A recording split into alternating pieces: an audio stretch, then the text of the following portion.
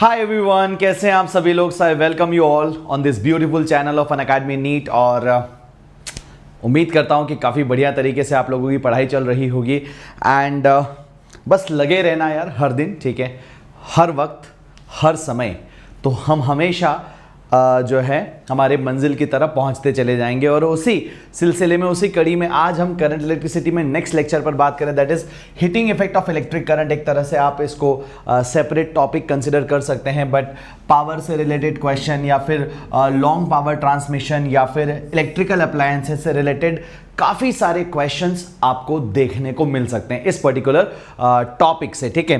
तो काफ़ी बढ़िया सा टॉपिक है, काफ़ी जो है ज़्यादा इंपॉर्टेंट है। तो आज का लेक्चर आपके लिए बहुत अमेजिंग होने वाला है, ठीक है। तो बस दिल थाम के बैठिए, अपने दोस्तों के साथ शेयर कर दीजिए और आगे बढ़ते रहिए। अब भाई आगे बढ़ने से पहले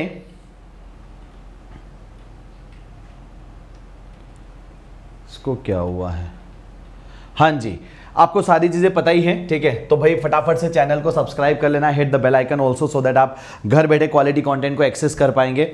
साथ ही साथ टेलीग्राम चैनल लिंक आपको डिस्क्रिप्शन में दिया हुआ है।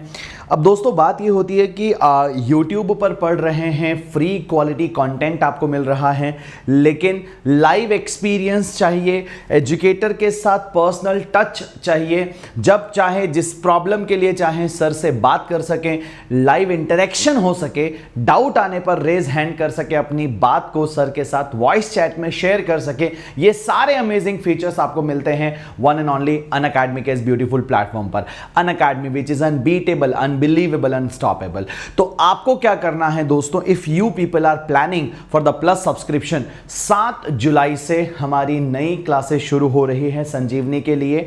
तो आप प्लस का सब्सक्रिप्शन प्लान कर सकते हैं and you can go for the iconic subscription as well, ठीक है। आप आइकॉनिक सब्सक्रिप्शन पे भी जा सकते हैं, जिसमें आप लोगों को क्या मिलेगा, यहां पर 10% ऑफ अगर आप चाहते हैं, और आप चाहते हैं कि आप मेरी मेंटरशिप में आकर अपनी नीट की प्रिपरेशन को आगे बढ़ाना चाहते हैं, तो you have to use this code MS Live। इससे न केवल आपको 10% ऑफ मिलेगा, बल्कि आपको सारा प्रिंटेड स्टडी मटेरियल मिल जाएगा। आप मेरे एक्सक्लूसिव डाउट क्लियरिंग ग्रुप्स में एंट्री भी ले पाएंगे।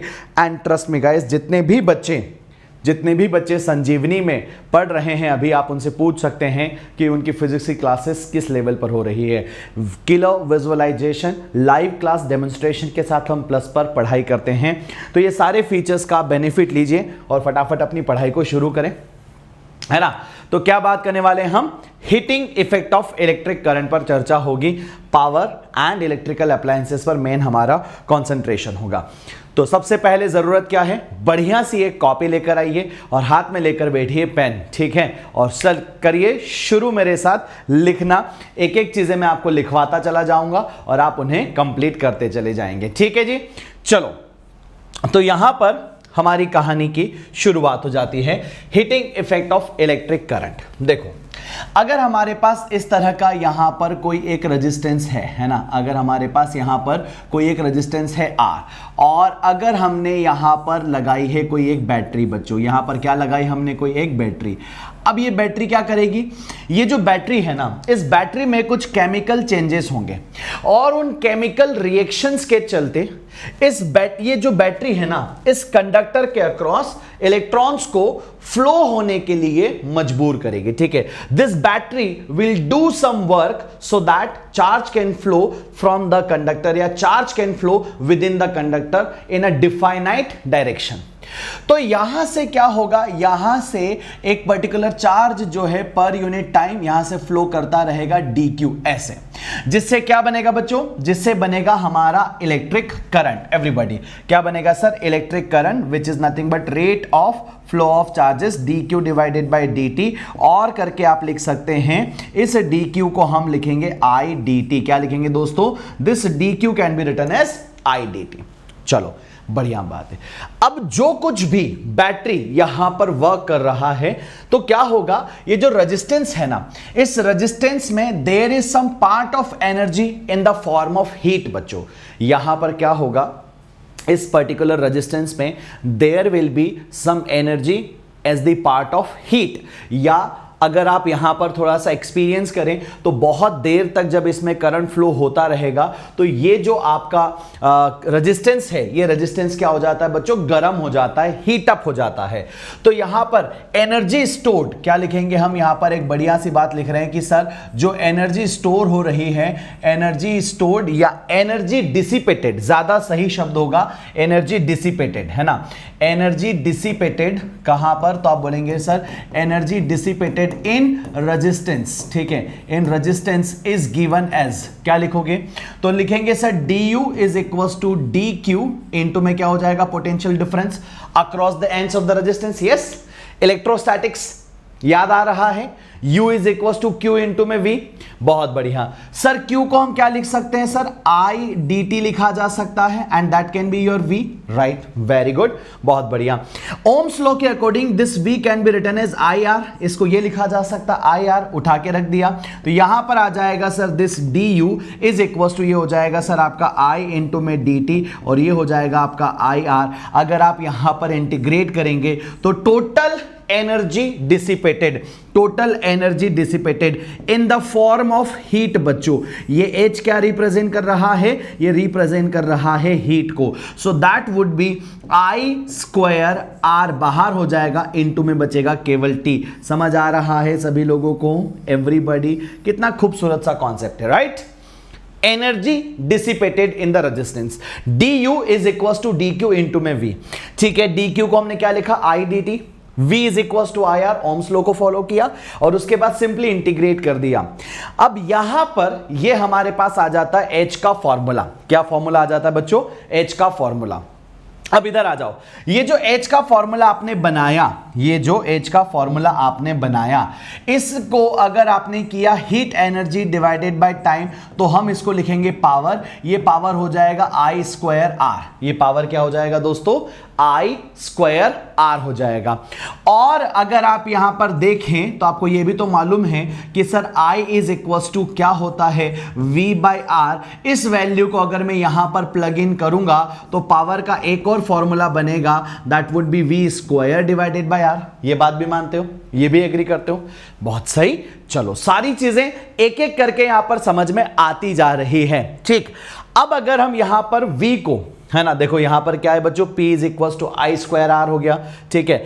हम यहां पर R को क्या लिख सकते हैं, यहां से हम डिफाइन कर सकते हैं sir this R can be written as V by I। अब अगर हम इस वैल्यू को यहां पर प्लग करेंगे तो क्या आपको ये नहीं समझ में आता कि सर पावर का वैल्यू V इंटू में I भी हो जाएगा, राइट दोस्तों, समझ रहे हो, समझ रहे हो। ये जो कहानी अभी हमने पढ़ी इसी को हम कहते हैं जूल्स लॉ ऑफ हीटिंग, इसी को हम क्या कहते हैं बच्चों, जूल्स लॉ ऑफ हीटिंग कहते हैं। चीजों को ध्यान से सुनिएगा, H by T is equal to P, that is power I square R है, या फिर power P is equal to V square over R है, या फिर power P is equal to V I है।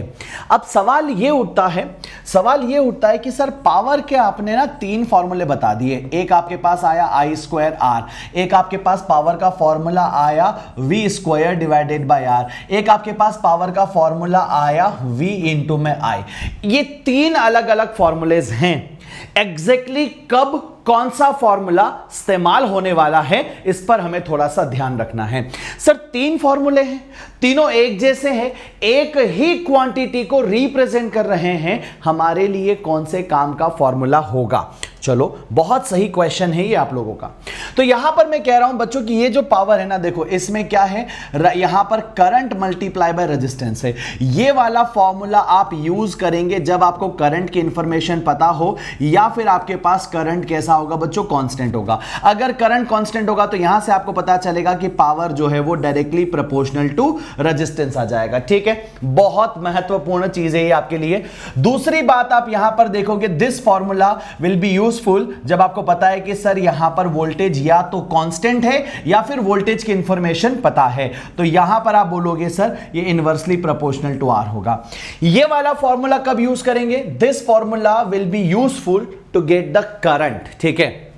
तो यहां पर आप लिखेंगे sir I is equal to P divided by V। ये I क्या है, मैक्सिमम पॉसिबल ठीक है, इसको हम क्या लिखेंगे दोस्तों, लिखिएगा आप लोग भी, this is maximum possible current, ठीक है, maximum possible current in any appliance बच्चों, इन एनी अप्लायंस, किसी भी इलेक्ट्रिकल अप्लायंस में this is the maximum current that can flow. इससे ज्यादा करंट अगर आप कोशिश करोगे फ्लो करवाने की तो वो इलेक्ट्रिकल इंस्ट्रूमेंट फ्यूज कर जाएगा। तो यहां पर मैंने तीनों फॉर्मूलों का डिस्क्रिप्शन आपको दे दिया है कि एग्जैक्टली कब कौन सा फॉर्मूला यूज होने वाला है। ठीक है, ये कब यूज होगा, ये कब यूज होगा और ये कब यूज होगा। इलेक्ट्रिकल अप्लायंस से आपका मतलब क्या है, इलेक्ट्रिकल अप्लायंस से मतलब है जैसे आपका बल्ब हो गया, इलेक्ट्रिकल अप्लायंस से आपका मतलब है प्रेस हो गया, इलेक्ट्रिकल अप्लायंस से मतलब है आपका कुकर हो गया, इलेक्ट्रिक रॉड हो गया, है ना, कुकर मतलब इंडक्शन कुकर। यहां पर बहुत सारे ऐसे इलेक्ट्रिकल अप्लायंसेस हैं जो हम डे टू डे लाइफ में यूज करते हैं। आपके फैन हो गए, बल्ब्स हो गए, इलेक्ट्रिक प्रेस हो गई, इलेक्ट्रिक केटल हो गए, there are so many such things. ठीक है, तो ये फटाफट से नोट डाउन करेंगे, अपने दिमाग में फिट बिठाएंगे कि कब कौन सी कहानी आपके लिए काम आने वाली है। ठीक है, चलो अब इतना अगर नोट डाउन कर लिया, यहां पर एक बहुत प्यारी सी चीज है जिसे आपको नोट डाउन करना है ना। तो जूल्स लॉ ऑफ, है ना, ये जो हमने अभी पढ़ा इसी को हम क्या कहते हैं बच्चों, इसी को हम कहते हैं जूल्स लॉ ऑफ हीटिंग। बहुत सही, तो this is your Joule's law of heating and according to this यहां पर जो H है वो होता है बच्चों I square R T, I square R T. जितना ज्यादा करंट यहां पर जो है बहेगा या जितना ज्यादा करंट होगा इन द सर्किट, राइट, उतनी ही ज्यादा हीट डेवलप होगी। जितना ज्यादा रेजिस्टेंस होगा उतनी ज्यादा हीट डेवलप होगी, और जितने टाइम के लिए आप वहां पर अलाउ करोगे हीट को, उतनी ज्यादा देर के लिए वहां पर क्या होगा बच्चों, हीट डेवलप होगी। तो ये तीन बेसिक चीजें हैं जिन्हें आपको ध्यान में रखना है। अब इन पर बेस्ड कुछ कुछ कर्व्स पॉसिबल होते हैं। देखो ये जो रिजल्ट आपने पढ़ा ना, ये रिजल्ट ध्यान रखना, क्या पढ़ा आपने, H is equal to I square R T बच्चों। ठीक है, I स्क्वायर आर टी। सबसे पहला हम यहां पर एक एग्जांपल ले लेते हैं। लेट अस सपोज दैट अगर आपका R एंड यहां पर क्या हो जाए बच्चों, T कांस्टेंट हो जाए। ठीक है, अगर ये दो चीजें मैंने कांस्टेंट कर दी, R और T अगर आपका कांस्टेंट हो गया तो जो H है वो क्या करेगा, I के साथ कैसा वेरी करेगा, यहां I लीजिए यहां पर H लीजिए, तो this will very like that. ठीक है बच्चों, एक पैराबोलिक कर्व होगा y is equal to X square वाला कर्व। ठीक है, पैराबोलिक कर्व होगा, तो बहुत अच्छे से समझ में आ रहा है। दूसरी स्टेटमेंट यहां पर आप ये ले सकते हैं, दूसरी स्टेटमेंट कि सर करंट कांस्टेंट है, करंट एंड आपका जो टाइम है वो कांस्टेंट है। अगर ये पॉसिबिलिटीज बन रही होंगी तो बच्चों नोट डाउन करते वक्त ध्यान रखना कि मैं लिख रहा हूं कि रेजिस्टेंस कांस्टेंट है और टाइम कांस्टेंट है, ये दोनों कांस्टेंट है, तब यहां पर करंट के साथ वेरिएशन कैसा होगा। दूसरे स्टेटमेंट में मैं लिख रहा हूं कि करंट और टाइम कांस्टेंट है, तो यहां पर रेजिस्टेंस के साथ वेरिएशन कैसा होगा, तो variation with resistance would be like this, straight line होगा बच्चों। यहां पर रेजिस्टेंस है, यहां पर हीट है, जितना यहां पर रेजिस्टेंस ज्यादा होगा उतनी ही हीट ज्यादा डेवलप होगी। तीसरा यहां पर पॉइंट हम बनाते हैं कि सर क्या क्या चीजें कांस्टेंट है। अब आपके पास करंट कांस्टेंट है और आपके पास रेजिस्टेंस कांस्टेंट है, ये दोनों चीजें अगर कांस्टेंट है तो आप बोलेंगे कि सर हीट वर्सेस टाइम का ग्राफ कैसा हो जाएगा, तो यहां पर आप बोलेंगे सर ये रहा हीट, यहां पर रहा टाइम, ये भी कैसा होगा, एक स्ट्रेट ग्राफ होगा। डिफरेंस केवल इतना है कि यहां पर जो थीटा होगा, यानी कि यहां पर जो स्लोप होगा जिसको आप टेन थीटा कहोगे, अगर h वर्सेस r है बच्चों तो यहां पर आप h बाय r लिखोगे और इसका वैल्यू हो जाएगा I स्क्वायर टी। ठीक है, और यहां पर जो थीटा होगा यानी कि यहां पर जो स्लोप होगा tan theta, that would be आपका h बाई टी। आप चाहें तो इसको पावर कह सकते हैं, और ये आ रहा है आपका I स्क्वायर आर, ये आ रहा है आपका I स्क्वायर आर। यहां पर वेरिएबल स्लोप है बच्चों, यहां पर कैसा है, वेरिएबल स्लोप है, स्लोप कांस्टेंट नहीं है। ठीक है, तो इसलिए हम उसको डिफाइन नहीं कर रहे हैं। ये तीन बेसिक कर्व हैं जिन्हें आपको ध्यान रखना है और काफी अमेजिंग तरीके से आप चीजों को एनालाइज कर पाएंगे, सीख पाएंगे बच्चों। ठीक है, तो इन तीनों कर्व को ध्यान रखना। अब आगे बढ़ते हैं।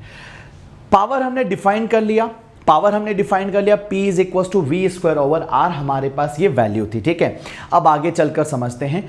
आप लोग ना जब भी कभी मार्केट जाते हैं जब भी कभी आप मार्केट जाते हैं तो मार्केट में जाकर आप कुछ इलेक्ट्रिकल अप्लायंसेस परचेस करते हैं। जैसे आप बल्ब परचेस करेंगे, जैसे आप इलेक्ट्रिक प्रेस परचेस करेंगे, आप लैपटॉप परचेस करेंगे, आप फैन परचेस करेंगे, आप कोई भी इलेक्ट्रिकल इंस्ट्रूमेंट जब परचेस करते हैं उसके ऊपर कुछ वैल्यूज मेंशन होती हैं, उसके ऊपर कुछ लिखा होता है। आ जाइए जरा यहां पर, ठीक है दोस्तों, फटाफट से। तो अगर आप यहां पर देखेंगे तो मैं आपके लिए एक हेडिंग बनवा रहा हूं, आप भी लिखेंगे। तो यहां पर हेडिंग बन रही है सर रेटेड वैल्यूज। क्या हेडिंग बन रही है sir? Rated values. Rated values में दो चीजें आपके काम की। जैसे मैं एग्जांपल लेता हूं इलेक्ट्रिक बल्ब का, मैं एग्जांपल लेता हूं बच्चों इलेक्ट्रिक बल्ब का। इस तरह का हमारे पास बल्ब है, इस तरह का हमारे पास बल्ब है, ठीक है, इस तरह का हमारे पास बल्ब है और इस बल्ब पे लिखा होता है V is equal to 220 volt और power P is equal to कुछ भी लिखा होता है, 100 वोल्ट भी हो सकता है, 25 वोल्ट भी हो सकता है, 50 वोल्ट भी हो सकता है, ठीक है, दैट कैन बी एनीथिंग बच्चों। तो यहां पर ये क्या है, यहां पर आप बोलेंगे सर VR, ये VR क्या है? आपका रेटेड वोल्टेज है। ये क्या है दोस्तों? This is your rated voltage, जो कि हमारे इंडिया में कितना होता है इलेक्ट्रिकल अप्लायंसेस के लिए होता है 220 वोल्ट बच्चों। फिर यहां पर एक और टर्म होती है जिसको हम बोलेंगे PR। ये PR क्या है? इस PR को हम कहेंगे सर रेटेड पावर। क्या कहा जाएगा? This is your rated power बच्चों। इट कैन बी एनीथिंग, है ना। ये 100 वोल्ट हो सकता है, 9 वोल्ट हो सकता है, 18 वोल्ट हो सकता है, 50 वोल्ट हो सकता है, 100 वोल्ट हो सकता है, इट कैन बी एनीथिंग, ठीक है। चलो ये दो बातें आपने समझी। अब यहां पर अगर आप डिफाइन कर रहे हैं, तो आपको पता है कि सर यहां पर PR को कैसे डिफाइन करेंगे? VR का whole square divided by R। ये PR मुझे नोन होता है किसी भी इलेक्ट्रिकल अप्लायंस में। This PR is known to me, this VR also known to me. ये मेरे लिए इतना बढ़िया काम हो रहा है कि मुझे पावर भी पता है और मुझे VR भी पता है। जब आपको पावर पता है, वोल्टेज पता है, तो आप आसानी से इस रेजिस्टेंस की वैल्यू को कैलकुलेट कर सकते हो। This R can be your VR square divided bye क्या हो जाएगा आपका PR। समझ रहे हो दोस्तों एवरीबॉडी? क्या यहां तक बात समझ में आ रही है? क्या यहां तक आप लोगों को हर एक बात समझ आ रही है? नाउ ये क्या है? This is the resistance of this particular appliance बच्चों। किसी भी अप्लायंस का रेजिस्टेंस निकालने का क्या है? ये आपके पास फॉर्मूला है। You can get the value of any particular thing, ठीक है। चलो अब आपने ये कैलकुलेट कर लिया, चलो और भी बहुत सारी चीजें करते, ठीक है। तो रेजिस्टेंस कैलकुलेट करने का आपने तरीका लगाया कि R इज इक्वल टू होगा, है ना, VR स्क्वायर डिवाइडेड बाय क्या होता है बच्चों? PR होता है। अच्छा, ये रेटेड वोल्टेज जो है ये फिक्स है, ठीक है। ये तो कितना होता है बच्चों? ये 220 वोल्ट होता है। ये ऑलमोस्ट आप मान के चलें कि बहुत कम वेरी करता है। एक आध क्वेश्चन में अगर चेंज करके दिया जाए तो एक बात अलग है, लेकिन रेटेड वोल्टेज क्या हो गया? फिक्स हो गया। ये जो रेटेड पावर है ये हम वेरी कर सकते हैं। This is variable. वेरिएबल का मतलब है अलग अलग रेटिंग्स के वैल्यूज अवेलेबल होते हैं। 100 वोल्ट हो सकता है, ये आपका 50 वोल्ट हो सकता है, ये आपका 25 वोल्ट हो सकता है। It can be anything etcetera etcetera etcetera. ये वेरिएबल है। अच्छा, तो मैं यहां पर क्या लिख रहा हूं ये देखो जरा। हमें यहां पर समझ आया कि सर ये जो यहां पर आपका R है that is inversely proportional to rated power बच्चों। R क्या आ रहा है? Inversely proportional to rated power. बहुत बढ़िया। तो रेजिस्टेंस जो है, रेजिस्टेंस क्या होता है? रेजिस्टेंस होता है directly proportional to L and inversely proportional to cross sectional area, है ना। रेजिस्टेंस क्या होता है? Directly proportional to L, inversely proportional to cross sectional area. So यहां से आपको एक बात समझ में आ रही है, यहां से आपको एक बात समझ में आ रही है कि बॉस ये जो आपका वैल्यू है, ये जो आपके पास वैल्यू आ रही है यहां पर जो PR है, रेटेड जो आपका पावर है वो डायरेक्टली प्रोपोर्शनल टू क्या आ गया? एरिया आ गया। क्या आ गया दोस्त? डायरेक्टली प्रोपोर्शनल टू एरिया आ गया। एरिया क्या है? ये क्रॉस सेक्शनल एरिया। ये क्या है दोस्तों? दिस इज आपका cross sectional, this is your cross sectional area, है ना। Cross sectional area of filament wire, cross sectional area of filament wire. जो यहां पर ये अंदर फिलामेंट वायर लगा होता है ना, इस तरह का, इस फिलामेंट वायर का क्रॉस सेक्शनल एरिया। अभी आप सोच रहे होंगे कि सर ये क्यों बता रहे हो, चलो सवाल कराता हूं, तब आपको इस पर आइडिया लगेगा कि ऐसा हमने क्यों किया। तो अभी आप लोग मुझे फटाफट से ये बताइए कि आपको रेटेड वैल्यूज पता चली क्या होती है। आपको किसी भी इलेक्ट्रिकल अप्लायंस का रेजिस्टेंस कैलकुलेट करना आया, आप यहां पर रेजिस्टेंस कैलकुलेट करने में पावर को ही क्यों कंसिडर कर रहे हैं, रेटेड पावर को ही वेरिएबल क्यों कंसिडर आपने किया, क्योंकि अलग अलग इलेक्ट्रिकल अप्लायंस के लिए अलग अलग पावर वैल्यूज हो सकती हैं, लेकिन ये जो आपका सब वोल्टेज है बच्चों, रेटेड वोल्टेज, ये लगभग सबके लिए 220 वोल्ट होता है। ठीक, पहली चीज हमने ये सीखी। अब यहां पर एक बहुत प्यारी डेफिनेशन और बनती है, आप उसका जरा हेडिंग लगाएं, और वो है आपका पावर कंज्यूम्ड बच्चों, या कंज्यूम्ड पावर, पावर कंज्यूम्ड, या आप लिखेंगे सर कंज्यूम्ड पावर। ठीक है, एक ही बात है। This is also responsible for the brightness बच्चों, यही टर्म रिस्पॉन्सिबल किसके लिए है, ब्राइटनेस इन बल्ब। किसके लिए रिस्पॉन्सिबल है दोस्तों, ब्राइटनेस इन बल्ब के लिए रिस्पॉन्सिबल है। अब समझते जाइएगा और देखते जाइएगा। ठीक है, क्या किया, यहां पर हमने एक बल्ब लिया, यहां पर हमने क्या किया दोस्तों, बल्ब लिया, और इस बल्ब को हमने एक सप्लाई वोल्टेज के साथ कनेक्ट किया, एक सप्लाई वोल्टेज के साथ कनेक्ट किया। ध्यान से सुनिएगा, यहां पर इसका जो VR है वो 220 वोल्ट है, यहां पर इसका जो PR है वो यहां हो गया बच्चों, एक मिनट, वो यहां पर हम ले लेते 100 वोल्ट। कितना ले लेते सर जी, 100 वोल्ट ले लिया। ठीक है, और जो सप्लाई वोल्टेज है, जो सप्लाई वोल्टेज है V सप्लाई, वो 110 वोल्ट ही है। कितना है, 110 वोल्ट ही है। मतलब कि रेटेड वैल्यूज कुछ भी हो सकती है, लेकिन सप्लाई वैल्यूज डिपेंड करेगा ग्रिड से आपके पास कितना सप्लाई पहुंच रहा है, ग्रिड से आपके पास कितना सप्लाई पहुंच रहा है, उस पर यह निर्भर करता है। ठीक है, तो दोस्तों VS आपका कितना हो गया, यहां पर 110 वोल्ट हो गया। दिस इज रिस्पॉन्सिबल, ये वाला जो सप्लाई वोल्टेज है ना, ये सप्लाई वोल्टेज होता है responsible for, this supply voltage is responsible for किसके लिए, responsible for PC, responsible for PC, या फिर रिस्पॉन्सिबल फॉर ब्राइटनेस। ठीक है, रिस्पॉन्सिबल फॉर ब्राइटनेस। कहते ना घर में आज लाइट डीम आ रही है, वर्ड यूज करते हो आप लोग घर में, आज लाइट डीम आ रही है। क्यों ऐसा आप कहते हैं, क्योंकि आपके पास जो इलेक्ट्रिकल अप्लायंसेस हैं, उन इलेक्ट्रिकल अप्लायंसेस को जितना सप्लाई चाहिए उतना सप्लाई नहीं मिल रहा होता है, इंस्टेड कम सप्लाई मिल रहा होता है। इतना बात समझ आया।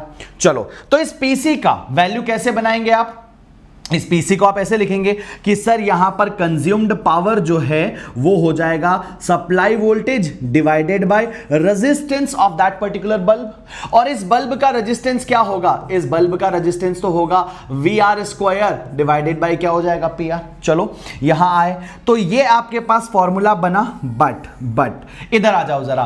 तो यहां आपने लिखा PC में आपने लिखा VS का whole square as it is रहेगा, R की जगह आपने लिख दिया VR स्क्वायर, और इनटू में आपका ऊपर चला गया PR। सो दोस्तों PC का जो वैल्यू है वो आ गया VS डिवाइडेड बाय VR, और यहां पर हो गया इसका whole square and multiply by R आ रहा है। ठीक है, अब देखिए जरा, सॉरी मल्टीप्लाई बाय R नहीं PR है, मैंने गलती कर दी, मल्टीप्लाई बाय क्या है, रेटेड आपके पास पावर है। ठीक है, बहुत बढ़िया, बहुत सही, ये सारी चीजें आपको क्लियर समझ आ रही है। अब यहां जरा आप देखें, जब आप यहां पर नजर डाल रहे हैं तो VS का वैल्यू जब आप रखोगे ना, ये एक फॉर्मूला बन गया आपके पास, ये एक फॉर्मूला बन गया आपके पास। तो जब आप यहां पर PC का वैल्यू कैलकुलेट करेंगे, ये आएगा 110, ये आएगा सर आपके पास कितना 220 का पूरा हो जाएगा होल स्क्वायर और मल्टीप्लाई होगा 100। अगर आप यहां पर देखेंगे तो PC का वैल्यू ये आ जाएगा बच्चों, कैंसिल आउट होके 2, यानी कि 100 डिवाइडेड बाय 4। तो PC का वैल्यू सॉल्व करने पर आया 25 वॉट बच्चों, कितना आया 25 वॉट। अब एक बहुत इंपॉर्टेंट बात है जो नजर में लेनी है, जो सप्लाई वोल्टेज है वो था बच्चों कितना, VR डिवाइडेड बाय 2, यानी कि 50% लेस था। कितना था बच्चों, 50% लेस था, 50% कम सप्लाई आपने दी। तो जो PC है वो यहां पर आया रेटेड पावर डिवाइडेड बाय 4, यानी कि वो क्या हो गया सर, वो यहां पर 25% बचा 75% लेस हो गया। 75% क्या हो गया दोस्तों? लेस हो गया। ये बहुत इंपॉर्टेंट पॉइंट है, इसे अपने दिमाग में फिट बिठाकर रखिएगा, ठीक है। क्या इतनी बात आप सब लोगों को समझ आ रही हैं? क्या यहां तक आप सब लोग समझ पा रहे हैं कि चीजें कैसे चल रही हैं? राइट एवरीवन, यहां तक सबको क्लियर है कि सर कैसे हम कंज्यूम्ड पावर निकालेंगे? तो अब आप पता चल रहा है आपको कि अगर सप्लाई वोल्टेज आप कम करोगे तो यहां पर कंज्यूम्ड पावर कम हो जाता है। कंज्यूम्ड पावर का मतलब ब्राइटनेस कम हो जाती है, ये बल्ब अपनी फुल इंटेंसिटी पर ग्लो नहीं कर पाएगा, और इसी वजह से आप इसको कहते हैं कि यार आज बल्ब डिम चल रहा है, लगता है ग्रिड से सप्लाई प्रॉपर नहीं आ रहा। यही तो कारण है, यही तो लॉजिक है, ठीक है। यहां तक बात समझ में आ रही है सभी लोगों को? पावर कंप्लीट क्लियर समझ में आया? बल्ब का एग्जांपल लेकर बताया, बल्ब की जगह कुछ हो सकता है, बल्ब की जगह फैन हो सकता है, बल्ब की जगह इलेक्ट्रिक कैटल हो सकता है, बल्ब की जगह यहां पर पानी गर्म करने की रॉड हो सकती है, बल्ब की जगह कोई भी पर्टिकुलर सोर्स यहां पर, कोई भी पर्टिकुलर अप्लायंस यहां पर हो सकता है, ठीक है। बस आपको कैलकुलेशन सेम तरीके से करनी है। अब बहुत इंपॉर्टेंट पोर्शन यहां पर आगे निकल कर आता है, एंड दैट इज, अगर हम बात कर रहे हैं तो बॉस चीजों को हम यहां पर थोड़ा सा आगे लेकर चलते हैं, ठीक है, और समझने की करते हैं कोशिश कि कैसे हम चीजों को समझ रहे हैं, कैसे हम चीजों को आगे बढ़ा रहे होते हैं, राइट। तो अब बात होती है सर कि बहुत सारे बल्ब लगे होते हैं हमारे घर में, तो हमारे घर में तो बहुत सारे बल्ब लगे हैं, और हमारे घर में एक्चुअल में बहुत सारे इलेक्ट्रिकल अप्लायंसेस लगे हुए होते हैं। तो दो तरह के कॉम्बिनेशन, जैसा रजिस्टर्स में आपने पढ़ा था वैसा ही यहां पर इलेक्ट्रिकल अप्लायंस के केस में भी आपको देखने को मिलेगा। एक होता है series combination of electrical appliances और एक होता है parallel combination of electrical appliances. So दोस्तों यहां पर आपको यह समझना है, हेडिंग लगाइएगा सीरीज कॉम्बिनेशन, ठीक है। क्या हेडिंग लगाएंगे दोस्तों? Series combination. और बहुत अच्छे सवाल बनते हैं बस यहीं से, इसी टॉपिक से।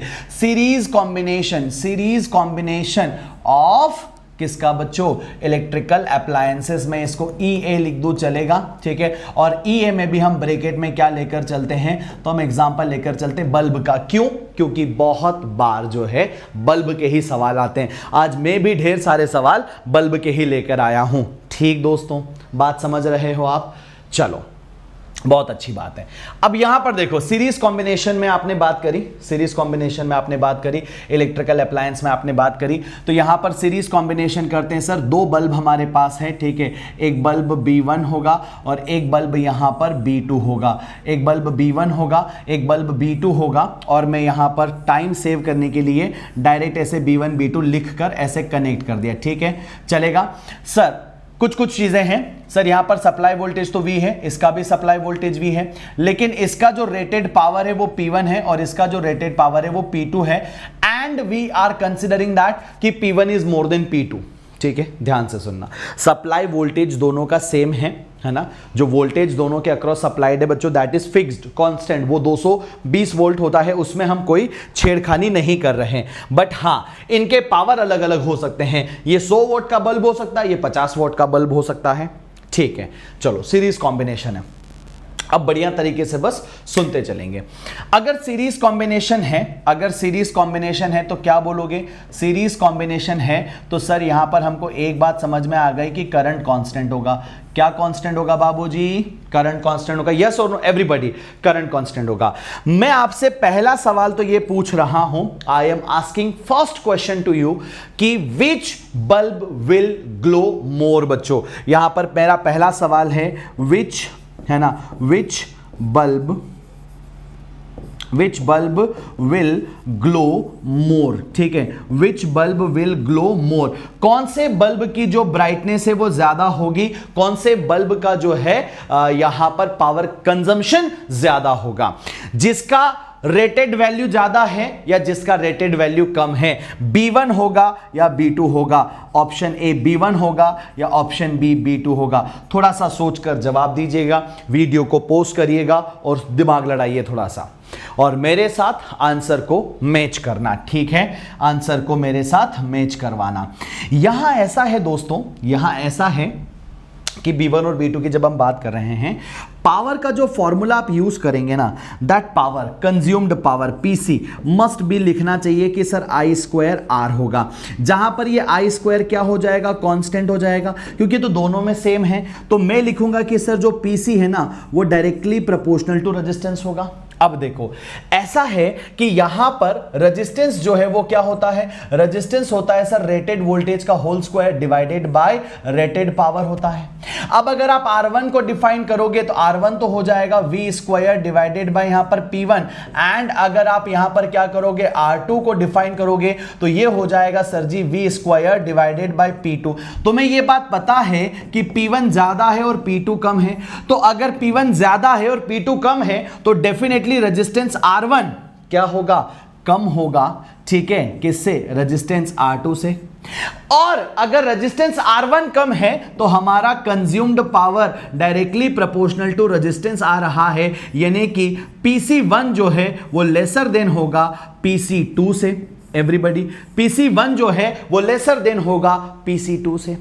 अरे बाबा, यहां तो हम जो सोच रहे थे कि सर जिस बल्ब का पावर ज्यादा होगा उसकी ब्राइटनेस ज्यादा होगी, बचपन से देखते आ रहे सर ज्यादा उजाला चाहिए 100 वॉट का बल्ब लाओ, ठीक है, और ज्यादा उजाला चाहिए 200 वॉट का खरीद के लाओ, और ज्यादा चाहिए 360 का खरीद के लाओ। बचपन से यही सुन रहे हैं बॉस, जितना ज्यादा उजाला चाहिए उतना ज्यादा पावर का क्या लेकर आओ, बल्ब खरीद के लाओ। सूर्या बल्ब खरीदते खरीदते बचपन बीत गया, आपने तो आज हमारे सारे हौसले पस्त कर दिए। हम आंसर कर रहे थे B1 क्योंकि उसका रेटेड पावर ज्यादा था, वो 100 वॉट का था, ज्यादा उजाला देता, लेकिन आपने तो यहां पर बोल दिया कि जो बल्ब है, यहां पर क्या लिख रहा हूं बच्चों, बल्ब विथ, है ना, bulb with lesser rated power, है ना, bulb with lesser rated power glow more, ठीक है, क्या करेगा बच्चों, ग्लो मोर।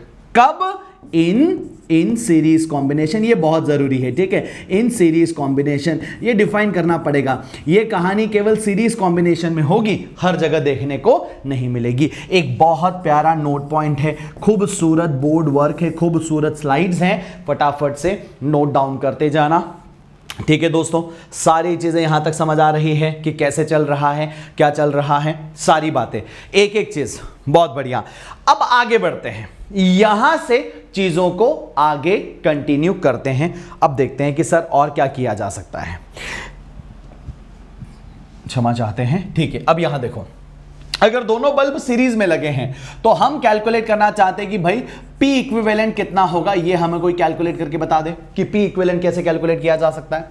सीरीज कॉम्बिनेशन में हम बोलेंगे सर RS जो होगा ना वो हो जाएगा यहां पर आपका R1 प्लस R2, ऐसा कर सकते हैं। सीरीज कॉम्बिनेशन में RS is equal to R1 plus R2। Okay, बहुत बढ़िया। क्या हम ऐसा लिख सकते हैं कि यहां पर जो PS होगा, है ना, सीरीज कॉम्बिनेशन का equivalent power is equal to हो जाएगा V स्क्वायर डिवाइडेड बाय यहां पर RS हो जाएगा, राइट दोस्तों। सो आप यहां पर क्या बोलोगे sir, this RS can be written as V square divided by PS, ऐसा भी लिखा जा सकता है। दिस RS को यहां लाओ, PS को नीचे ले जाओ, वैल्यू पुट करते हैं, तो ये हो गया सर आपका V स्क्वायर डिवाइडेड बाय क्या हो जाएगा, V स्क्वायर डिवाइडेड बाय क्या हो जाएगा, RS की जगह PS हो गया। सिमिलर टू दैट R1 की जगह क्या हो जाएगा बच्चों, V square divided bye V square divided bye P1 हो जाएगा, प्लस यहां पर V स्क्वायर डिवाइडेड बाय क्या हो जाएगा, P2।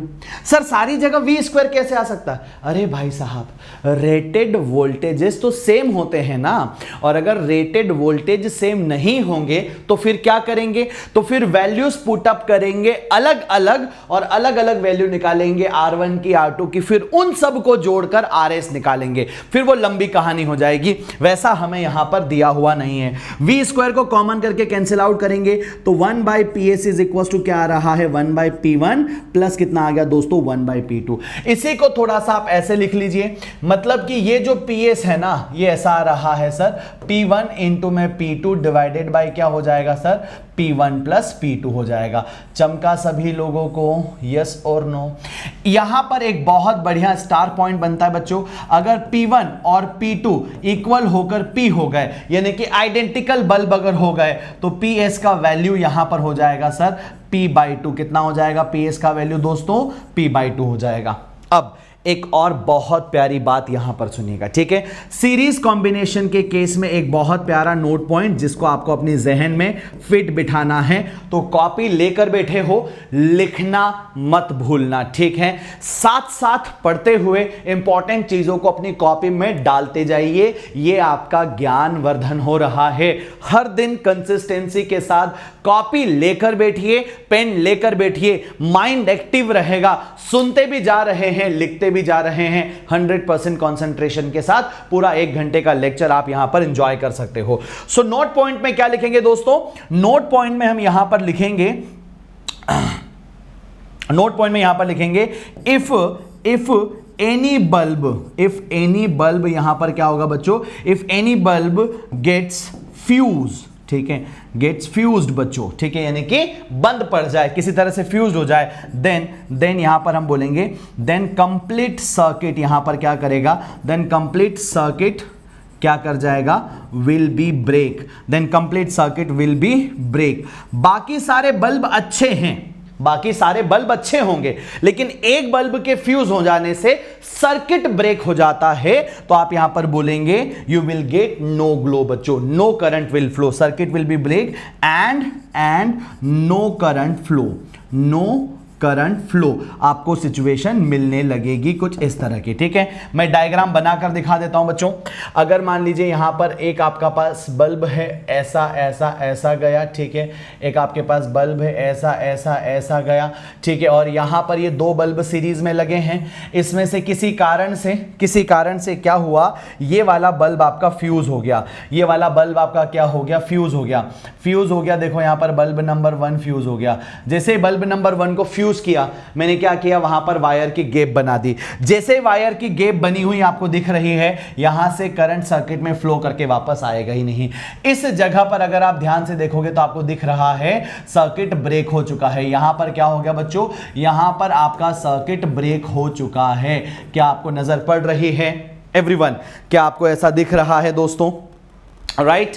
ये है सीरीज ग्रुपिंग, ठीक है। सीरीज का सारा चीजें समझ में आ गया कि सीरीज में कौन सा ज्यादा ग्लो करेगा, किस तरह से ग्लो करेगा, इक्विवेलेंट का फॉर्मूला क्या है, n आइडेंटिकल बल्ब्स के लिए क्या लिखोगे, जैसे यहां पर 2 आइडेंटिकल के लिए लिखा, अगर आप n आइडेंटिकल के लिए बात करोगे तो PS विल बी यहां पर P/n हो जाएगा, n आइडेंटिकल बल्ब के लिए बच्चों, n आइडेंटिकल बल्ब के लिए, ठीक है। Are you guys getting my point or not? 3 के लिए P/3, 4 के लिए P/4, लाइक दैट। अगली आप हेडिंग लगाइए फटाफट से सभी मेरे साथ, जिसको हम बोलेंगे सर पैरेलल ग्रुपिंग। क्या बोलेंगे सर? Parallel grouping. फिर हम करते हैं जम के सवाल, ठीक है। पैरेलल ग्रुपिंग, बहुत बढ़िया।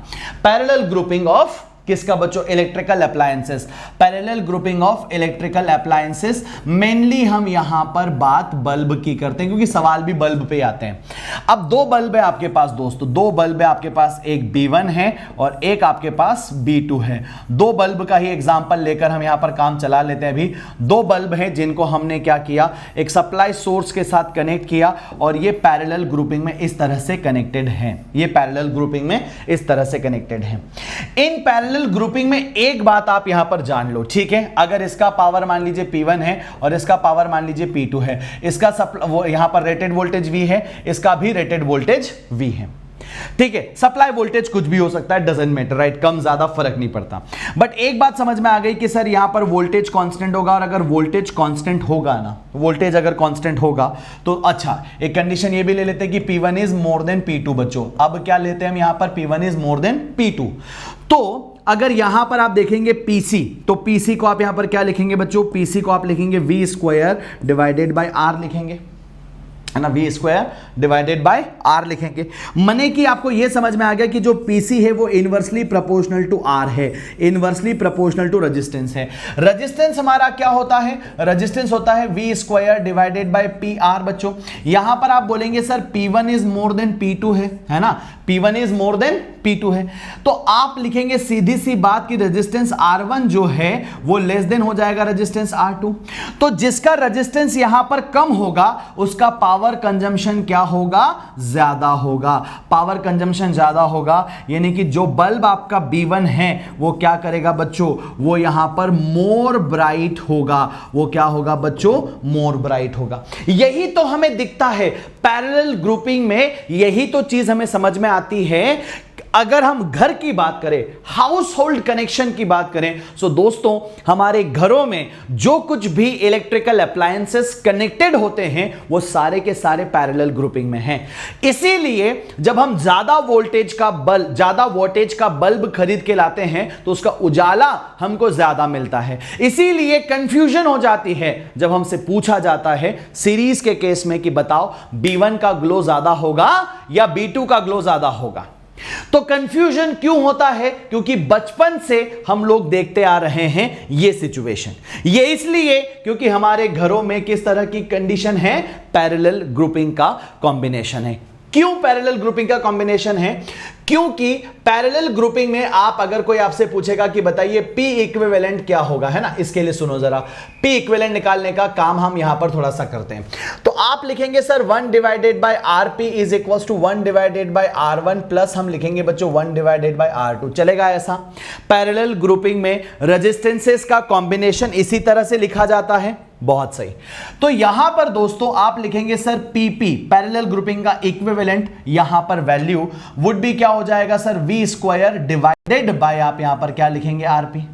सो 1 बाय RP का वैल्यू, 1 बाय RP का वैल्यू आपको समझ में आ रहा है क्या हो रहा है।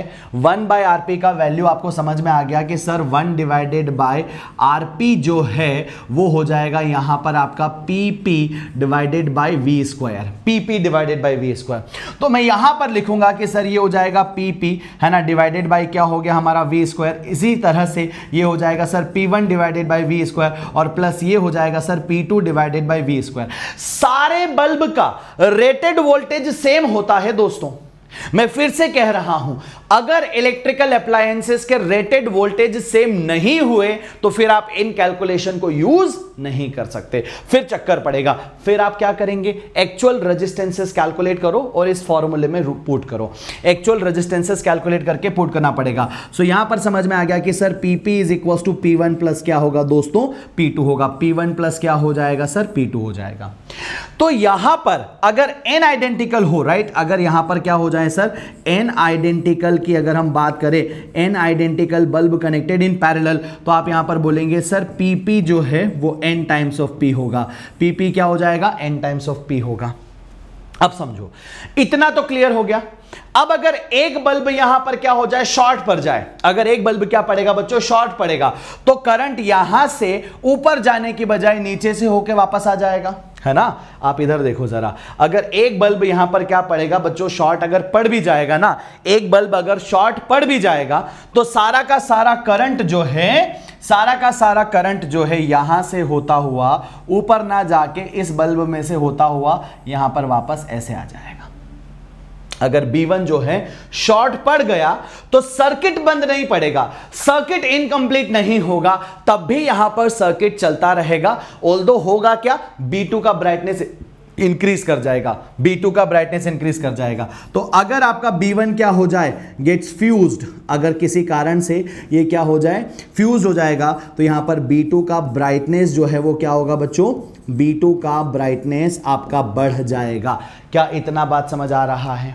बहुत से, बहुत बढ़िया, ठीक है। चलो चलो आगे बढ़ते हैं फटाफट से, कुछ सवाल बहुत प्यारे से, ठीक है, वही सामने आपके दिए हुए हैं। ये सवाल हम ऑलरेडी कर रखे हैं, हमने वहाँ 100 वोट का एग्जाम्पल लिया था, यहाँ पर 1000 वोट है। AIEEE 2003 का सवाल है, 250 वोट इसका आंसर हो जाएगा। आप खुद एक बार इसको कर लीजिएगा, ठीक। चलो अगला सवाल, यहाँ आकर देखिए ज़रा क्या क्या चीज़ें आपको समझ आ रही है, ठीक है। A silver, a copper and an iron wire of identical dimension are connected in series with a voltage source PS, PC and P, यहां पर क्या दिया है बच्चों, आयरन के लिए PI, are power consumed in the 3 respectively. Then यार एक बात बताओ, देखो हमको मालूम है कि सिल्वर यानी कि चांदी, इसका रेजिस्टेंस सबसे कम, कॉपर का उससे कम और आयरन का सबसे यहां पर ज्यादा, इन तीनों के कंपैरिजन में। क्या आप ऐसा लिख सकते हैं सर, सिल्वर का रेजिस्टेंस सबसे कम है, फिर यहां पर जो है कॉपर का उससे थोड़ा ज्यादा है, और जो आपका आयरन है उसका कॉपर से भी थोड़ा सा ज्यादा होगा। ये यहां पर कंडीशन है।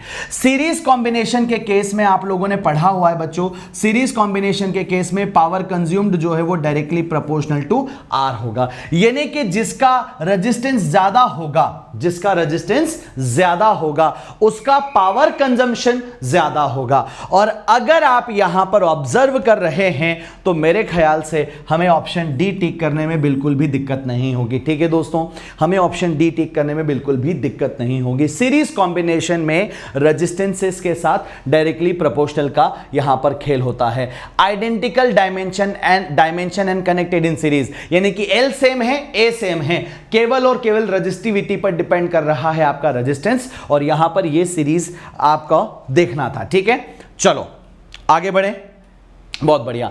Now grade the bulb in the order of their brightness, grade the bulb in the order of their brightness. तो ये काम आप बढ़िया से कर सकते हैं। देखो एक का पावर यहां पर 100 है और दूसरे का पावर यहां पर क्या है बच्चों, 50 है। दोनों कैसे कनेक्टेड है, सीरीज में। डेफिनेटली भाई साहब अगर इसकी ब्राइटनेस B2 है और अगर इसकी ब्राइटनेस B1 है तो B2 की ब्राइटनेस ज्यादा होगी और B1 की ब्राइटनेस कम होगी। जिसका रेटेड पावर कम होता है सीरीज कॉम्बिनेशन में, उसकी ब्राइटनेस ज्यादा होती है। यही हम देखकर आए हैं।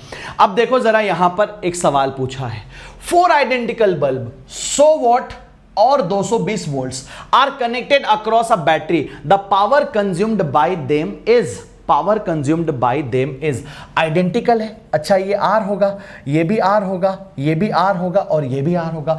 तीनों आइडेंटिकल बल्ब अगर आर आर आर है तो इसका इक्विवेलेंट वैल्यू कितना हो गया बच्चों, R/3। ये वाला R/3 इस आर के साथ क्या होगा सीरीज में, तो यहां पर आप आर इक्विवेलेंट कैलकुलेट कर लीजिए और वो आर इक्विवेलेंट होगा आपका R/3 प्लस आर, यानी कि ये हो जाएगा दोस्तों 4R/3। ठीक है, चलो बहुत सही। जिसमें R की वैल्यू क्या होगी, R की वैल्यू होगी V² divided by P। R जो है V² यानी कि 220 इंटू में हो जाएगा बच्चों 220। ठीक है, 220 इंटू में 220 and divided by rated power हो जाएगा आपका 100। ठीक है, तो यहां पर आपने कैंसिल किया, ये आ गया कुल मिलाकर 484 ओम्स। ठीक है, अच्छी बात है। देखते हैं जरा आप क्या निकल कर आता है। तो यहां पर आपसे पूछा है पावर कंज्यूम्ड, क्या पूछा है बच्चों, power consumed by them is. तो यहां से अगर पावर कंज्यूम्ड की बात करेंगे तो इक्विवेलेंट पावर कंज्यूम्ड कितना हो जाएगा बच्चों, सप्लाई वोल्टेज डिवाइडेड बाय आपका आर इक्विवेलेंट। सप्लाई वोल्टेज कितना है, सप्लाई वोल्टेज है 220 है ना, और आर इक्विवेलेंट का वैल्यू कितना आया था बच्चों, आर इक्विवेलेंट था 220 गुणित यहां पर था 220 और नीचे आपका 100 था, वो ऊपर जाकर मल्टीप्लाई 100 हो जाएगा, ये आपस में कैंसिल हो रहा है। तो this coming out to be कितना, ये तो 100 आ गया। मैंने क्या गलती करी, और रेजिस्टेंस 4R/3 था ना, रेजिस्टेंस कितना था 4R/3, तो यहां पर 4 रहेगा और मल्टीप्लाई बाय 3 रहेगा, तो ये हो गया बच्चों यहां पर 25 और 25 से 75, 75 vote is the correct answer. बहुत बढ़िया। अरे इक्विवेलेंट रेजिस्टेंस रखोगे ना, टोटल पावर कंज्यूम्ड में आर इक्विवेलेंट, और आर इक्विवेलेंट कितना होगा बच्चों 4R/3 होगा। आर का वैल्यू 484, मैंने यहां 484 नहीं रखा, 220 रख लिया क्योंकि इजी पड़ रहा था कैलकुलेट करने में। ठीक है, थोड़ा सा क्विक करेंगे, जल्दी करेंगे, चीजों को समझेंगे, आगे बढ़ेंगे फटाफट। अब देखो यहां पर एक बहुत प्यारा सवाल, इस पर थोड़ी सी नजर डालिए। What should be the value of R to operate the bulb at its rated value, at its rated value. Now what it means, rated value पर ऑपरेट करने के लिए किन चीजों की जरूरत पड़ेगी। देखो जरा, यहां पर 30 वॉट का पावर है और 6 वोल्ट का वोल्टेज है बच्चों। मैंने क्या कहा, हमेशा 220 हो जरूरी नहीं है, कई बार सवालों में चेंज करेगा। तो अब वो फॉर्मूला यूज होगा बच्चों, P = VI। आपको P पता है कितना है बच्चों, 30 है, आपको V पता है 6 है, तो इस बल्ब में कितना करंट जा सकता है, इस बल्ब में करंट जा सकता है 5 एम्पियर। इससे ज्यादा करंट जाएगा इसका खेल हो जाएगा।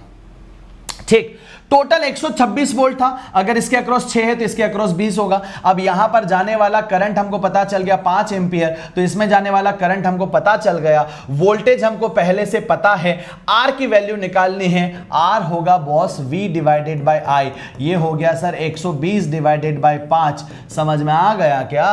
5 दूनी 10 और ये क्या हो जाएगा, बचेगा 20, तो 5 चौक 20 है ना, तो ये कितना आ गया बच्चों 24 ओम यहां पर रिक्वायर्ड रेजिस्टेंस। सिंपल है, सिंपल है।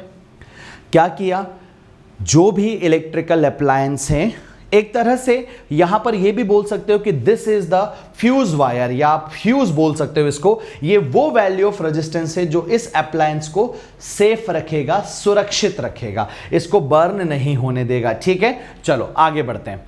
अब बहुत प्यारी प्यारी चीजें मैं लेकर आया हूं आप लोगों के लिए, फटाफट से ध्यान देना। ठीक है, comment on the brightness of the bulb on closing the switch. अभी स्विच ओपन है, अभी स्विच ओपन है, ध्यान से सुनना, अभी स्विच ओपन है, करंट आई तीनों में से पास होगा और same current I open, same current जाएगा बच्चों। यहां पर एस कैसा है, अगर एस आपका ओपन है तो करंट आपका यहां पर क्या हो गया बच्चों, I A is equal to I B is equal to क्या हो गया, आई सी हो गया। ठीक, रेजिस्टेंस तीनों का आर आर ले लेते हैं, ये भी आर है, ये भी आर है, ये भी आर है, तो यहां पर मैं लिख देता हूं कि सर आर इक्विवेलेंट जो है वो 3R होगा।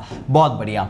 अब जैसे तुम स्विच को क्लोज करोगे, जैसे यहां पर स्विच को क्लोज करोगे, जैसे ही ये आपका एस क्या हुआ बच्चों, क्लोज हुआ, क्लोज होते ही शॉर्ट सर्किट हो गया, क्लोज होते ही शॉर्ट सर्किट हो गया, सारा का सारा करंट यहां से आ जाएगा, मतलब इसमें कोई करंट नहीं पहुंचेगा।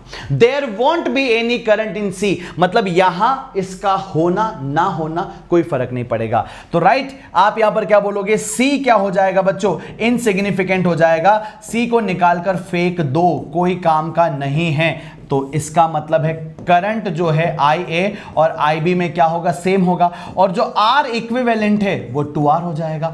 आर इक्विवेलेंट क्या हो गया बच्चों, कम हुआ। अगर आर इक्विवेलेंट कम हुआ तो करंट बढ़ेगा, करंट बढ़ेगा तो मैं बोल सकता हूं कि सर यहां पर जो ब्राइटनेस है किसकी, ब्राइटनेस इन किसमें, ए में एंड बी में क्या करेगा, इंक्रीज करेगा बच्चों। क्यों, बिकॉज करंट इंक्रीज हो रहा है। Current in A and B increases because यहां पर शॉर्ट सर्किट हुआ, सी में कोई करंट जाएगा नहीं और सी में कोई करंट नहीं जाएगा, तो यहां पर इक्विवेलेंट रेजिस्टेंस भी आर और आर 2R रह गया। अगर इक्विवेलेंट रेजिस्टेंस घटाओगे तो करंट बढ़ेगा, सेम बैटरी से निकलने वाला करंट बढ़ जाएगा, करंट बढ़ेगा तो इसका और इसका ब्राइटनेस बढ़ेगा, क्योंकि पीसी जो है बच्चों, कंज्यूम्ड पावर, वो I²R होता है, डायरेक्टली प्रोपोर्शनल टू करंट है। जितना ज्यादा करंट जाएगा बल्ब में उतना ज्यादा ग्लो करेगा। मजा आ रहा है everybody? Coming to the next one, comment the brightness of the bulb on closing the switch. अब यहां तो स्विच है ही नहीं, यहां तो स्विच है ही नहीं, तो कैसे करते हैं, राइट? तो यहां पर इस स्टेटमेंट को हटाते हैं, ये सवाल गलत हो गया, स्विच नहीं है, राइट? ठीक है, तो यहां पर व्हाट हैपन, ठीक है, what happen to brightness B1 and B2, ठीक है, इसको 1 बोल देते हैं, इसको 2 बोल देते हैं, इसको 3 बोल देते हैं। What happens to brightness B1 and B2 when bulb C fused. बच्चों यहां पर क्या हो गया, व्हेन बल्ब C क्या हो जाए, फ्यूज हो जाए, तो क्या होगा? जब बल्ब C फ्यूज हो जाएगा तो क्या होगा, इसको जरा हम संभालते हैं। एवरीबॉडी ध्यान से सुनना भाई, इसका रेजिस्टेंस क्या है, R है, इसका भी रेजिस्टेंस R है, इसका भी रेजिस्टेंस R है। ये दोनों आपस में कैसे हैं, ये दोनों आपस में पैरेलल हैं, ये दोनों आपस में पैरेलल है, तो यहां पर क्या हो जाएगा सर, आपका R/2 होगा, है ना, और ये R/2 और R यहां पर हुआ, तो यानी कि केस 1, जब आपका बल्ब C लाइव है, उस कंडीशन में R इक्विवेलेंट आपका हो गया 3R/2 बच्चों। R इक्विवेलेंट कितना हो गया, 3R/2। बहुत बढ़िया। तो करंट जो है I1 वो हो जाएगा यहां पर आपका V divided by 3R/2, V divided by क्या हो जाएगा आपका 3R/2, और जो करंट आपका I2 है और जो करंट आपका I3 है वो हो जाएगा इस वैल्यू का हाफ, यानी कि V/3R, V/3R, आधा आधा करंट। जो करंट यहां से जा रहा है I बच्चों, जो करंट I यहां से जा रहा है, इसमें जाने वाला करंट I/2 होगा और इसमें जाने वाला करंट भी I/2 होगा। इनिशियली केस 2, जब यहां पर C क्या हो गया बच्चों, फ्यूज्ड हो गया। केस 2 व्हेन आप यहां पर क्या हो गया बच्चों, C गेट्स फ्यूज्ड। जब आपका C फ्यूज हो जाएगा, जब आपका C फ्यूज हो जाएगा, उस कंडीशन में इधर कोई करंट नहीं जाएगा, इधर कोई करंट नहीं जाएगा, तो इक्विवेलेंट रेजिस्टेंस क्या हो जाएगा, तो आप बोलोगे sir R equivalent will be 2R। यहां पर 3R/2 था, यहां पर 3R/2 था, अब 2R हो गया, तो करंट जो है I1 वो हो जाएगा आपका V डिवाइडेड बाय कितना बच्चों, 2R। यानी कि ये डिक्रीज हुआ है, B1 में करंट डिक्रीज हुआ है, और अगर तुम I2 की बात करोगे तो वो भी होगा V डिवाइडेड बाय 2R। यहां पर पहले क्या था, V/3R, अब हो गया V/2R, ये ज्यादा हुआ। तो बच्चों आप यहां पर लिखेंगे कि सर B1 जो है वो तो डिक्रीज कर रहा है, एंड जो ब्राइटनेस B2 है वो इंक्रीज कर रहा है, बिकॉज जो करंट है इस वाले बल्ब में क्या किया, डिक्रीज किया, लेकिन इस वाले बल्ब में करंट इंक्रीज कर गया इस C के फ्यूज होने से। This is what, right. चलो आगे बात करते हैं फटाफट। अब यहां पर ये मैं आपको देता हूं, छोटा सा सवाल है, एज एन होमवर्क ले लो, ठीक है, क्योंकि जो पिछला सवाल हमने अभी किया है, बिल्कुल जो पिछला सवाल हमने अभी किया है बच्चों, उसी पर बेस्ड है ये। यहां पर स्विच को क्लोज करोगे, स्विच को क्लोज करते ये दोनों पैरेलल हो जाएंगे, तो आपको समझ में आ जाएगा, ठीक है, राइट। ये वाला सवाल भी आप बहुत इजीली कर सकते हैं। आइडेंटिकल बल्ब है, तीनों ही बल्ब को यहाँ पर उसने नहीं आइडेंटिकल नहीं बोला, अब bulb 100 what B1 and 2 bulb 60 what B2 and B3 बच्चों, ठीक है। ये 100 वॉट का है, ये 100 वॉट का है, ये 60 वॉट का है, और ये 60 वॉट का है, ठीक है। और सबके लिए यहाँ पर कितना बच्चों, 250 वोल्ट है, ठीक है, shown in the figure. Now W1, W2 and W3 are the output powers of the bulb B1, B2 and B3 respectively. Then देखो ऐसी बात है, ठीक है, यहाँ पर आप ये समझिए कि 250 है, आपको ये देखना था कि चीज़ें क्या चल रही हैं, ठीक है। यहाँ देखो, है ना, एक काम बढ़िया आसानी से कर सकते हैं। हमको ये दिया गया कि सर यहाँ पर 250 है, ठीक है, यहाँ पर क्या है सर, 250 है, ठीक है। अब इसके अक्रॉस जो पावर है बच्चों वो 250 ही है, इसके अक्रॉस जो सप्लाई वोल्टेज है वो 250 ही है, यानी कि ये तो अपनी फुल इंटेंसिटी पर ग्लो करेगा। अरे इसके अक्रॉस सप्लाई वोल्टेज देखो कितना हो जाएगा, 250 वोल्ट ही हो जाएगा। ये 250 दो जगह डिवाइड हो रहा है, यहां पर V1 में और यहां पर V2 में, तो ये V1 और V2 जिस तरह से डिवाइड होगा उस पर डिपेंड करेगा। अब तुम्हें एक बात समझ में आनी चाहिए कि सर जो रेजिस्टेंस इसका R1 होगा और जो रेजिस्टेंस इसका R2 होगा, इनका रिश्ता क्या है। देखो रेजिस्टेंस जो है वो inversely proportional to rated power है, ठीक है, यानी कि जिसका रेटेड पावर ज्यादा होगा उसका रेजिस्टेंस कम होगा। यहां पर आप लिखेंगे कि सर बल्ब 1 का रेजिस्टेंस कम होगा बल्ब 2 के रेजिस्टेंस से। दोस्तों बल्ब 1 का रेजिस्टेंस कम होगा बल्ब 2 के रेजिस्टेंस से, समझो इस बात को, ठीक है। तो इसका मतलब यह है, अच्छा, और सीरीज कॉम्बिनेशन में आपको यह बात मालूम है कि जो वोल्टेज होता है अक्रॉस द रेजिस्टेंस वो डायरेक्टली प्रोपोर्शनल होता है। मतलब आप बोलोगे कि सर जो V1 है वो लेसर देन होगा V2 से, V1 जो है वो लेसर देन होगा V2 से। तो अगर इसको कम सप्लाई वोल्टेज मिलेगी और इसको ज़्यादा सप्लाई वोल्टेज मिलेगी, ठीक है, कॉम्पेरेटिवली बच्चों, ठीक है, तो ये क्या करेगा सर, इसका जो पावर है वो आउटपुट पावर ज़्यादा होगा। तो सबसे ज़्यादा आपको कौन सा मिलेगा, सबसे ज़्यादा मिलेगा आपको 3, उसके बाद मिलेगा 2 और उसके बाद मिलेगा 1, ठीक है, 3, 2, 1, ये यहाँ पर आपको पावर के वैल्यूज मिल जाएंगे। Very very simple, way easy, right. I hope आप सभी लोगों को चीज़ें समझ आ रही हैं और मज़ा भी आ रहा है, ठीक है। चलो अब यहां से आगे बढ़ते हैं एक बहुत ही अमेजिंग से कॉन्सेप्ट पर, जिसको हम कहते हैं इलेक्ट्रिक केटल। थोड़ा सा वक्त हो गया है, आई नो दैट, लेकिन कंसंट्रेट कर लो थोड़ी सी देर, क्योंकि ये कॉन्सेप्ट आपका जो है खत्म हो जाएगा एक पर्टिकुलर क्लास पर, ठीक है।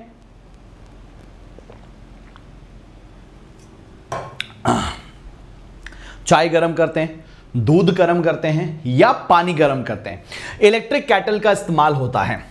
क्या है हमारे पास, मान लेते हैं एक कोई कंटेनर है, मान लेते हैं एक कोई कंटेनर है, ठीक है, कुछ इस तरह का, और इस कंटेनर में क्या है, कुछ तो हमने यहां पर मान लेते, चलो दूध रखा हुआ है, ठीक है, अमीर आदमी अपन भी, ठीक है, हाँ दूध रखा है। क्या रखा है हमने दोस्तों, दूध यहां पर हमारे पास रखा हुआ है, ये लो दूध भर दिया, है ना, इसमें दूध भर दिया।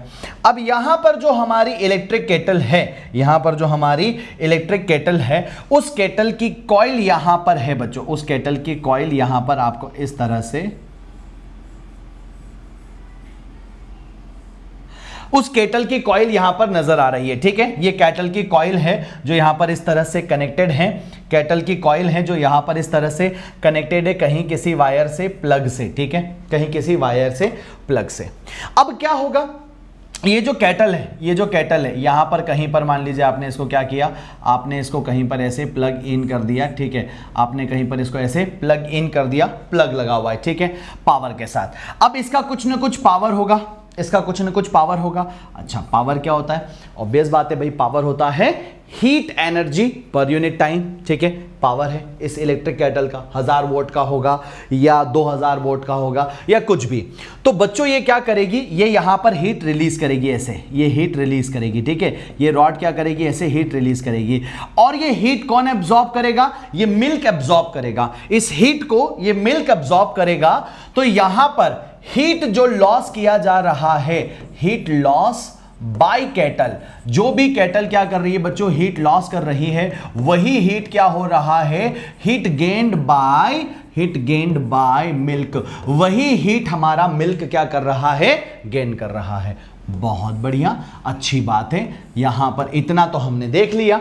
चलो अब भाई ये कितना हीट रिलीज कर रहा है, तो ये रिलीज कर रहा है पावर पी के बराबर। अच्छा जी, पावर पी। अच्छा, ये किस में है? ये जूल्स में होता है, ये बात ध्यान रखना। ये होता है वॉट, और वॉट एक्चुअल में क्या होता है, जूल्स पर सेकेंड होता है। ये किस में होता है बच्चों, जूल्स पर सेकेंड में। यहां पर आप क्या लिखेंगे, यहां पर आप लिखेंगे sir ms delta T, change in temperature, है ना। ms डेल्टा टी आप लोगों ने 11th स्टैंडर्ड में पढ़ा होगा। ms डेल्टा टी, किसी भी सब्सटेंस को जब आप गर्म करते हैं तो ये हो जाता है mass of that substance, specific heat capacity and change in temperature. ये जूल्स में रखना है, ये बात ध्यान रखना। ठीक है, this should be in joules, उसी में रिक्वायर्ड होगा, तभी आपका काम बनेगा। ऑलराइट, तो ये आपके पास एक बहुत प्यारी सी खूबसूरत सी इंफॉर्मेशन आ गई। ठीक है, मतलब सीधा सीधा है, डायरेक्ट है, कोई यहां पर परेशानी की बात है नहीं। ठीक, अब एक सवाल करवाता हूं आप लोगों को, इधर आके देख लो जरा। An electric kettle marked as कितना बच्चों, 500 वॉट का है, 220 वोल्ट का है, takes 15 minute to boil 1 kg of water from 10 degree Celsius. ठीक है, from 10 degree Celsius, then boils, क्या लिखा बच्चों, बॉयल। बॉयल का मतलब है 100 पर पहुंचना चाहिए, बॉयल का मतलब है वाटर 100 पर पहुंचना चाहिए। कहां से, 10 से, यानी कि डेल्टा टी आपको दिया हुआ है बच्चों, डेल्टा टी आपको दिया हुआ है 90 डिग्री सेल्सियस। वेरी गुड, बहुत बढ़िया इंटरप्रिटेशन है। चलो, पावर आपको दिया हुआ है, दैट इज कितना बच्चों, 500 वॉट आपको दिया हुआ है। How much energy you need, how much energy you need, या कितना एनर्जी। देखो अब यहां पर क्या होगा, तो जो एनर्जी रिलीज करेगी रॉड, वो हो जाएगा यहां पर ms डेल्टा टी के बराबर। वाटर है ना, तो आप लिखेंगे कितना मास है बच्चों, 1 kg है, 1 kg लिया, 1 kg लिया। ठीक है, अब ये आता है जूल्स पर केजी पर केल्विन में, आप इसको 4200 लिख दो। कितना लिख दो बच्चों, s को 4200 लिख दो, ये वैल्यू होती है डायरेक्ट। ठीक है, s का वाटर के केस में, और यहां पर हो जाएगा 90, यहां पर कितना हो जाएगा बच्चों, 90। बहुत सही है। अच्छा, अगर आपको पावर बनाना है ना, तो डिवाइडेड बाय टाइम कर दो, तो ये पावर बन जाएगा। तो डिवाइडेड बाय यहां पर भी क्या कर दो सर, डिवाइडेड बाय टाइम।